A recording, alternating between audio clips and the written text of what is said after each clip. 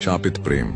महाराज विक्रम सिंह की पत्नी रानी वसुंधरा सौंदर्य और बुद्धिमत्ता की मिसाल थीं। उनका राज्य समृद्ध था, लेकिन हाल ही में महल में अजीब घटनाएं घटने लगीं। सेवकों ने कहना शुरू किया कि अंधेरी रातों में किसी अनजान परछाई की हलचल महसूस होती है। एक दिन महल में एक अजनबी साधु आया। उसकी आंखें इतनी गहरी थीं कि देखने वाला उसमें डूब जाए। उसने राजा से कहा, महाराज, इस महल में एक शाप छुपा है। यदि इसे नहीं रोका गया तो यह आपके वंश का नाश कर देगा। रानी वसुंधरा को यह सुनकर अजीब लगा। उन्होंने रात में महल की पुरानी हवेली में जाकर इस रहस्य की सच्चाई जानने का निश्चय किया। जैसे ही वे वहां पहुंची, एक पुरानी तस्वीर उनके सामने आ गिरी। तस्वीर देखकर उनके रोंगटे खड़े हो गए। वह उसी साधु की थी, लेकिन यह तस्वीर 200 साल पुरानी थी। तभी एक धीमी मगर डरावनी आवाज आई, तुम इस रहस्य को जानने के लिए तैयार हो रानी? रानी ने हिम्मत जुटाकर पूछा, कौन हो तुम? आवाज ने उत्तर दिया, मैं वही हूँ जिसे इस महल ने भुला दिया, लेकिन मैं नहीं भूला। रानी वसुंधरा को पुराने ग्रंथों में पढ़ी कहानी याद आ गई। 200 साल पहले इसी महल में एक अन्य राजा की रानी ने प्रेम में धोखा देकर एक योगी को श्रापित कर दिया था। योगी ने मरते समय शाप दिया था, इस महल में कभी कोई सच्चा प्रेम टिक नहीं पाएगा। रानी घबराई हुई राजा विक्रम सिंह के पास गई और पूरी बात बताई।